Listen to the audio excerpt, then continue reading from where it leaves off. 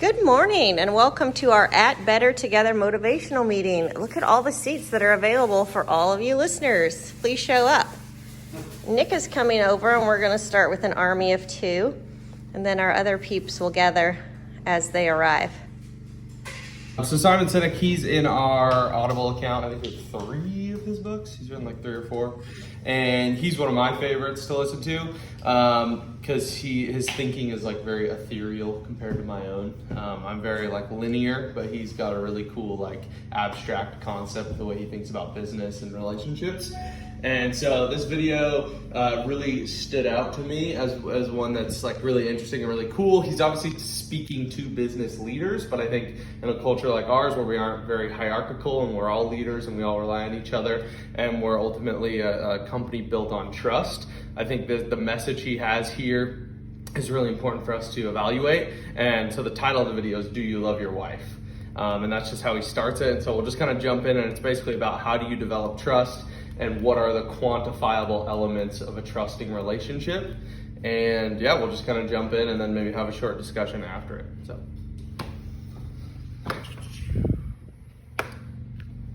Do you love your wife? Yes. Right? Prove it. Like, what's the metric? Give me the number that helps me know, right? Because when you met her, you didn't love her, right? Now you love her, right? Tell me the day. Why do you all love your wives? Love happens. It's an impossible question, right?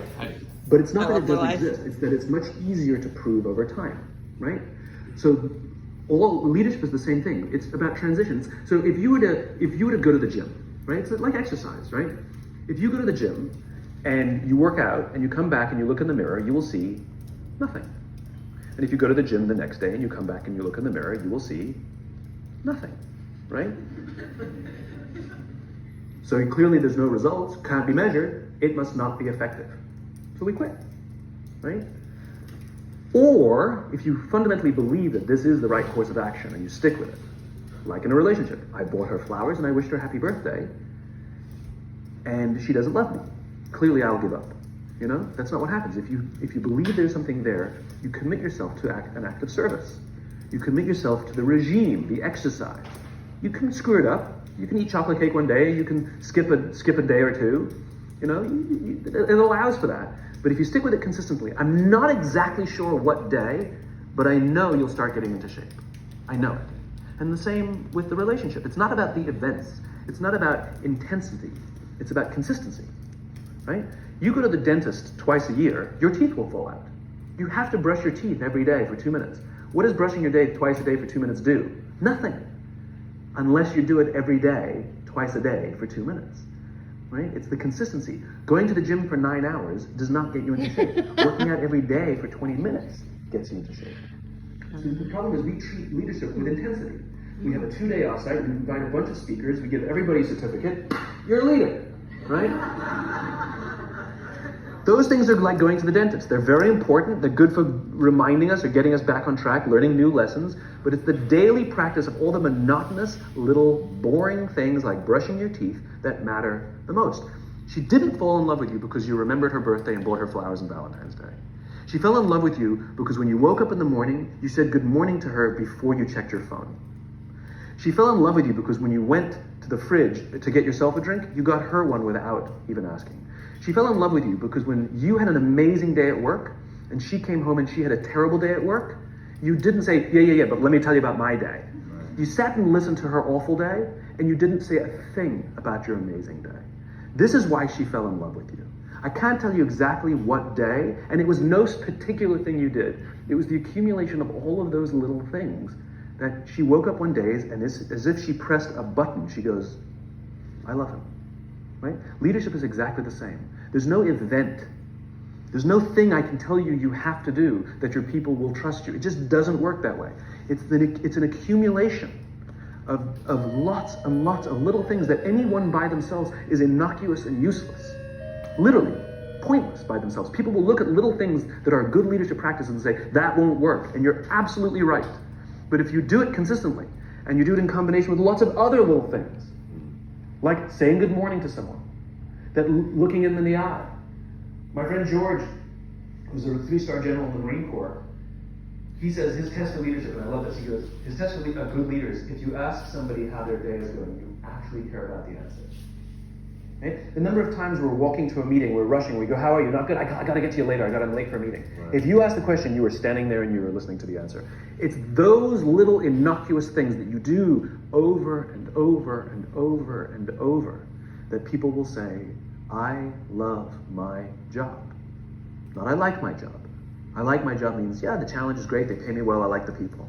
I love my job means, I don't want to work anywhere. Brandon loves his job. I don't care how much somebody else is willing to pay me.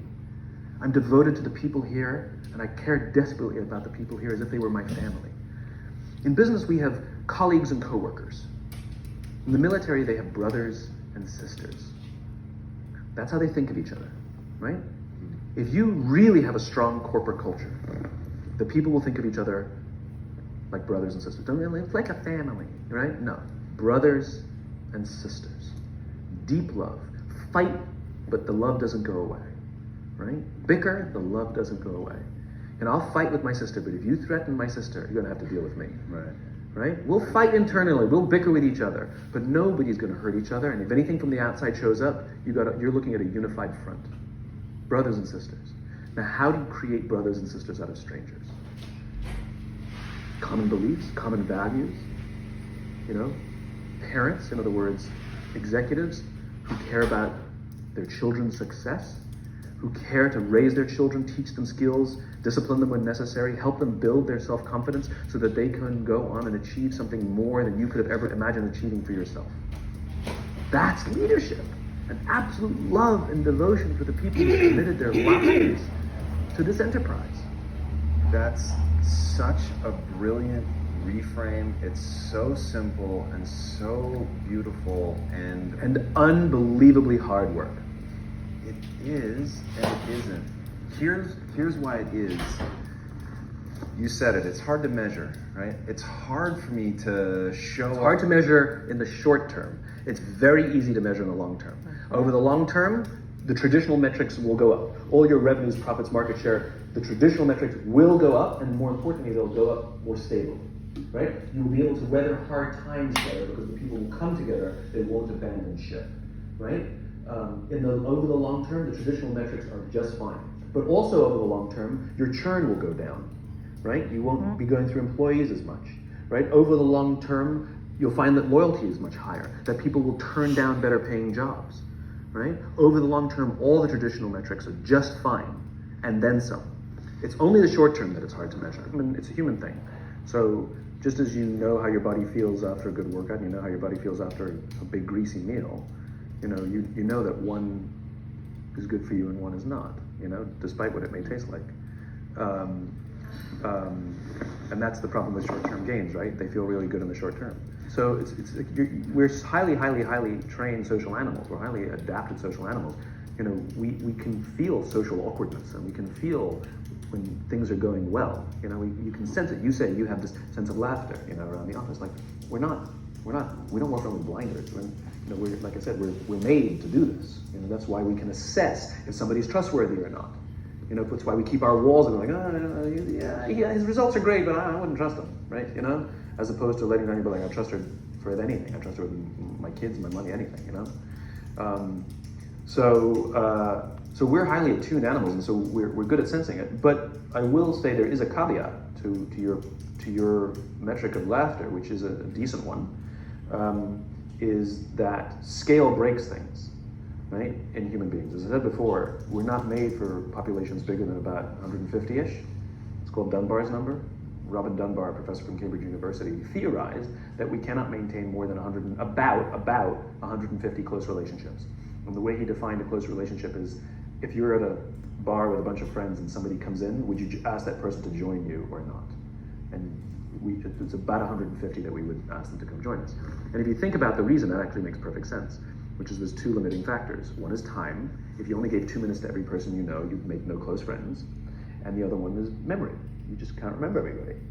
And so this is where leadership becomes very, very interesting. Because if you have a company that has a lot of people, 5, 6, 7, 800 people, 1,000, 2,000, 5,000 people, clearly you can't know everyone. And clearly, as a CEO, like, I care about every single one of my people. You don't even know. Some of the people you work for are real, but who work for you are bastards. You don't care about them, right? So it's a nonsense statement, right? But what you can say is, I desperately care about the people whose names I know and whose faces I recognize. And I care desperately about my leadership, and I instill in them every day that I will give them the tools, and I will take care of them with one purpose and one purpose only, that they will take care of the people in their charge. And I want those people to take care of the people and instill in them that they take care of the people in their charge. And then by the time you get down to the masses, where the actual 1,000 exist, because of the seniors it's like 20, right? Where the real 1,000 exist, they feel about 150 of them can look to one of their direct leaders, to one of their direct managers, and say, that person cares about me. That's our boss, that's my leader. Not the leader, it's the CEO.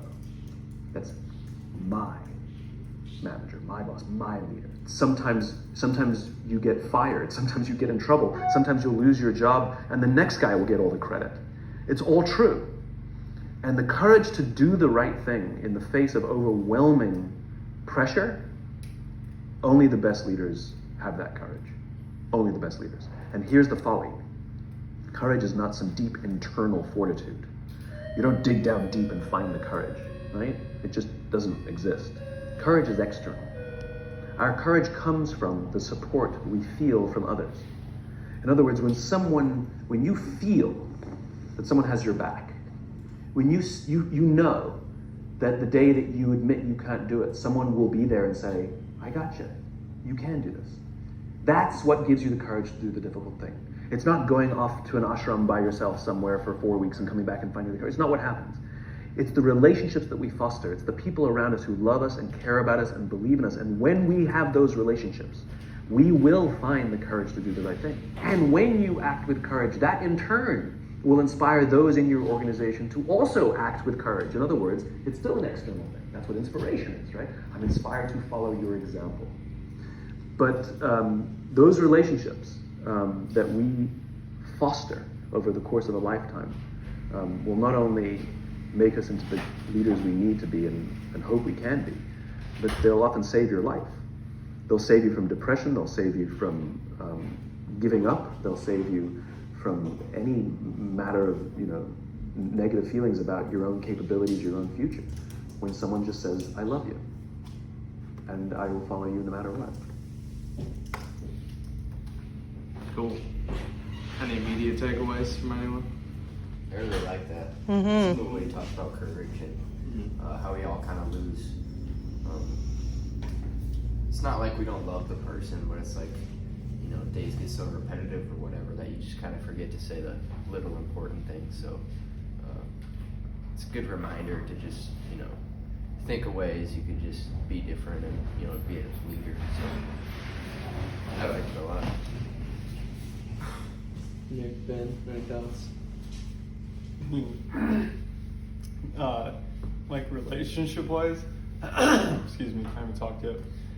Relationship-wise, like, yeah, it makes sense. Actually, everything-wise, that makes sense. It's the little things that matter. It's not the big things. I don't know. It's a pretty simple concept. Pretty powerful. I agreed with 95% of that video.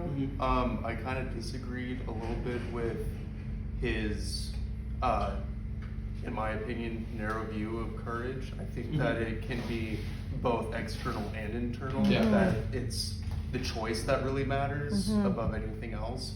And how you get there is what he was talking about. It can come from anywhere, in my opinion. And that's the only difference in opinion that I have on it, but everything else was amazing of that video. I agree with you on that part too, because I think I know people that come from, I have close friends that come from places of no support system, right? And they still have courage. And they still have courage, right? They're still going to do something. So there's an element. I think he's just trying to drive home the point that if you have that loving, supportive organization, then it implements courage easier in Yeah. other people, right? Yeah. Yeah. But I do agree with your kind of hesitation to that. So yeah, and I think with Nick, it's all about intentionality, right?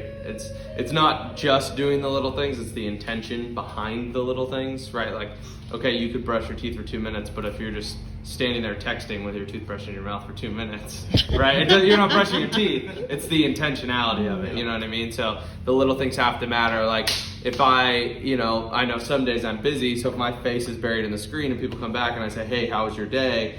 That's not me being intentional, right? Like that's me just asking. But I typically, if I have a second, try to roll to the side of the computer and actually look at you guys and say, how was your day? That way I'm like pulling myself away from the computer, making it more intentional. And that's like one thing that I've tried to implement instead of just keeping my head down, how was your day?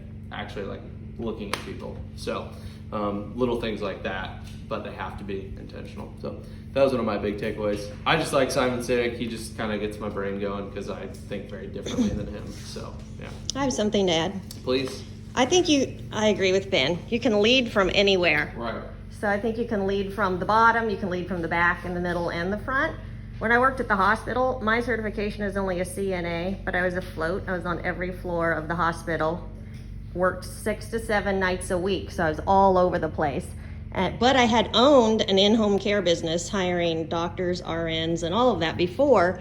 So when they hired me, they said, do you have the ability to just be a CNA and like not exert anything you know about diseases or meds or whatever and stay as a CNA and let the other people lead?